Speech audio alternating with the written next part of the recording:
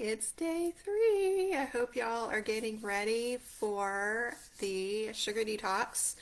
So today we're going to be talking about sweeteners. So first off, uh, we all know that processed foods have lots of sugar in them, and in particular, high fructose corn syrup is the worst offender. And the reason that we don't want to eat high fructose corn syrup is it is something not even close to what is found in nature. I mean, yes, it comes from corn, but it is so processed and so concentrated and sugary, it's not even close to anything that we would ever encounter. So, just a little factoid here for you. So, added sugar and high fructose corn syrup are considered the primary causes of being overweight in the United States. Weight gain abetted by high calorie foods containing high fructose corn syrup can also contribute to heart disease, diabetes, fatty liver disease, and abnormal levels of cholesterol and other fats in the blood. But here's something really magical, and this is why we're doing this detox, is after just 2 weeks, if you have those symptoms, like if you're pre-diabetic, for example, you've got fatty liver disease, within 2 weeks of not eating high fructose corn syrup, things start to turn around. Like that is how quickly it happens. So that is why we're giving our bodies a break. Even if you're not eating a lot of high fructose corn syrup, if you've been eating a lot of sugar over the past, couple of months, like some of us get on the sugar train at Halloween and do not get off until after New Year's, and because our pants don't fit anymore. So that's you, you're not alone. So that is why we were doing this is yes, sugar tastes really good, and we're actually like programmed to want it because back before we evolved to where we are right now, you know, sugar was scarce and we needed to pack on extra pounds when food was not plentiful. And so that's why we love fruit. Our brains are programmed, but now we have so much of it around that it's just completely unhealthy. So that's why we're doing this. And so on page 17 of your guide, you're going to see some suggested sweeteners and also stuff to avoid. So I talked a little bit about this yesterday about aspartame, for example, which is in Diet Coke, is really terrible for you. It is composed of 10% methanol, 40% aspartic acid, and 50% phenylalanine, which render it 200 times sweeter than actual sugar. So your brain wants it. I mean, yes, it's not changing your blood sugar, but it's doing a lot of other damage.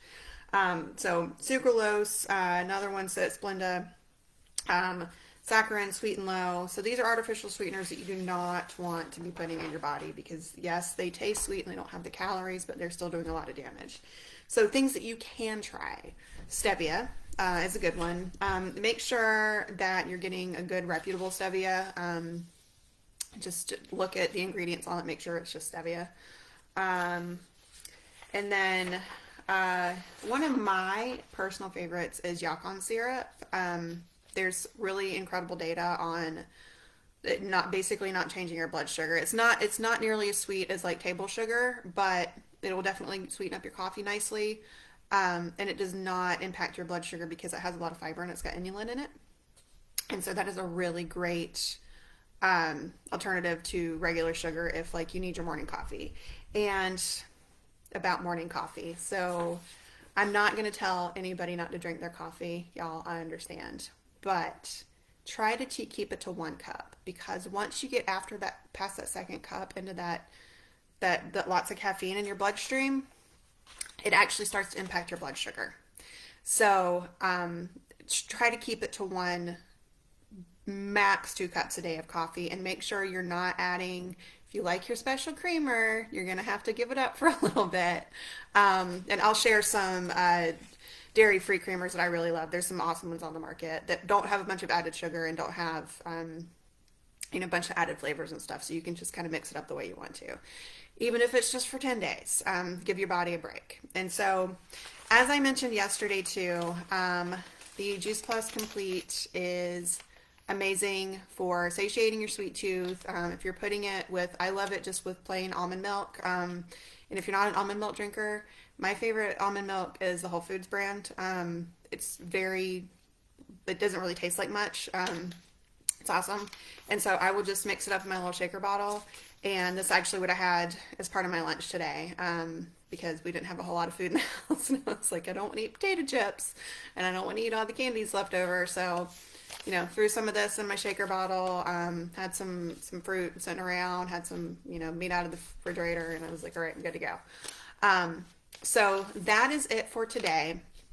So check out your guide. I will share some links tomorrow in the groups, to just some different links to some sweeteners that you can purchase to be prepared. And this stuff is a lot easier to find than it used to be. Back when I was trying, like early in my health journey, trying to figure things out, there was not a whole lot of stuff available.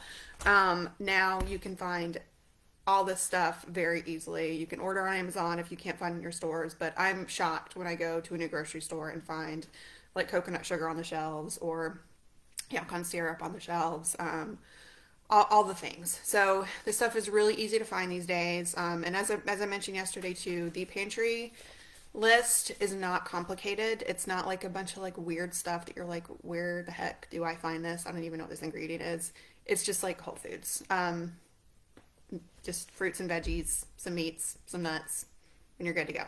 So check out the guide. If you have not signed up yet, please do, because I'm sending out daily emails with reviews of the videos and some extra stuff, some extra support. So that's it for today, and I will see y'all tomorrow. Bye.